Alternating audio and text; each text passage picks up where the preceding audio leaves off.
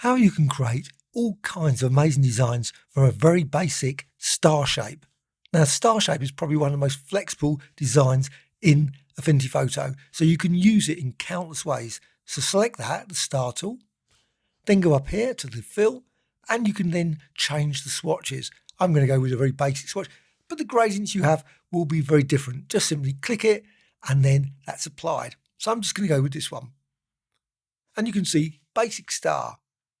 What you can then do is you can modify the inner radius. You can change that, tweak it to heart's content, but also outer circle, increase that.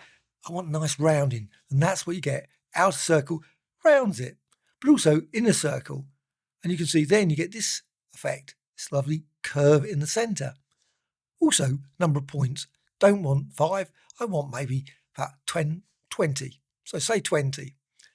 Well, this design now isn't what particularly I wanted. So you can then change the outer circle. So just go here and also inner circle and tweak that. And sometimes when I'm doing this, I always think, which way? Go backwards and forwards, and eventually I will get the design that I want. I think that's a really good one for creating all kinds of visual designs with the next step. You can now, once you've done that, select the Move tool. So with the Move tool selected, you've got a great feature. It's coming in the recent 2.4, 2.5 of Affinity Photo, and that's press return and enter. You get this Move duplicate. What you get, you've got the option for duplicate. So you click here, and also you modify the number of copies. So at this point, nothing's changed because they're all on top of each other. But what you can also do is you can go here to the rotation, and you can see you can rotate it like that, and it creates a variety of different, even just by changing the two there. Also the scale, and you can then see, reduce that down there. But you can also again rotate it and again increase the number of copies you want. You want to see it make sense. It goes all the way through to the center, and then click OK. So now you've got this lovely, beautiful cascading design created very quickly, and of course many variations can be created using this star tool. So once you've got that, you can select them all, and at this point I should have done, and I always forget, the effects. So with them all selected, I can click here now, effects. The effect is applied to all of the shapes. Anything that's selected will have this effect now. So you can go over here, bevel and emboss. So bevel and emboss, just increase the radius. In many ways, actually, it's nice to actually apply it afterwards, because you can now see, as you change bevel and emboss, a variety of different options. Unfortunately, you see the outlines as well. Doesn't seem to be an option to remove that. It'd be nice if you could actually use this without seeing all of these thin lines here. Please put in the comments below if you know of a way to avoid seeing these. Maybe there's a preference somewhere. I'm not actually certain. So what you can then do is go to also outer shadow, click there. And I always generally like the offset intensity approximately in the middle, and then close. And now you can still see all those. Here's the design, and you can still modify this. I haven't actually stopped it at any point, so I don't have to just stick with the star design I had. So now I can select all of them again if I want. Make certain you have selected all of them. It's a good one to do. Select and select all layers. I don't know why it's tucked away like this. It always seems to be a bit odd. This is probably one of the most powerful of select all. I would have thought they should put it up here. But anyway, it is down here. Select all layers. All these layers will be selected. And with that, you can now, again, go back here to the star, and you can tweak this star.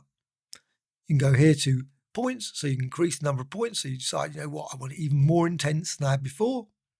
So maybe go up to 32. And because you can see it now visually, it's a lot easier to decide, you know what, that looks much better. And also modify the inner radius. You can see you can tweak that, though in this case, hardly any change because, of course, everything's probably below. And also outer circle. And you can modify that, and you can see that changes. So you get more now. Instead of that rounded design, you've got more pulsing out, sort of like zooming out from the center. Creates a great pulse effect. Let's just deselect. You can see it now, that sort of effect. Now, unfortunately, the Move Duplicate tool I had used before, it's not a live effect. It'd be really great if it was a live effect where all these were not actually seen here, but you could actually go back and change it at any point. Unfortunately, what you got is what you got. So again, select them all, or drag over like that, or use the select command as mentioned, and then Again, to modify all the points, go to the Star tool and then change this. And you can tweak this up again and then maybe in a circle, and you can tweak that. And you can see sometimes obviously it has an effect because obviously depending how it's all layered on top of each other, you will see the result.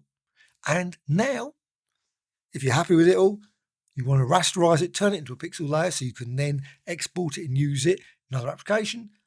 So with this, right click and go down here to group and then right click again and then rasterize and trim or rasterize. So you got this design that's all converted into a single pixel layer.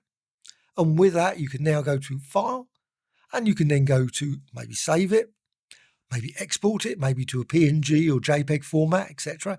Or go to print and then print this off and you've got your design there. Now, obviously it's very small. Obviously, as it's a vector, you can make it a lot bigger. You can, of course, drag it into your assets and save it for other work. Also, another thing you might want, maybe a great background design with all these designs. So you can then hold down the Alt or Option key and drag like that. Then drag again. So rapidly you can feel it's sort of like a... Now, you can, of course, rearrange it. You can resize them. I'm not going to do that, but you can if you want. Again, hold down the Alt or Option and you can fill the entire image. And of course, you could make a much bigger document than this. I don't know what the size of this document is, but you could make obviously a much larger one and then again, File, and then go down to Print. And maybe then print, you can see obviously it doesn't fit the whole thing, but you can also, of course, I think it's fit type, isn't it? Fit printable. Yes, something like that. And then you can see now you've got this dramatic image that you can print off and then put that on your wall or something like that. Obviously, you can make it A4, but you, of course, could, if you've got a different type of printer, make it slightly bigger than this. It is a vector, so it can be made to any size if you want to do that. And then click print. I'm not going to do that, but there you have it. So once you've done that, you can, of course, combine all these if you want. So select them all, or again, select all layers. So they're all selected, and then you can merge them all together. So we'll go here to layer and just merge selected or merge visible. I'm going to go merge selected. So all into one single layer. And of course, now you can apply some effects as well. So filters, maybe distort, deform, twirl. So something I'm going to go with one.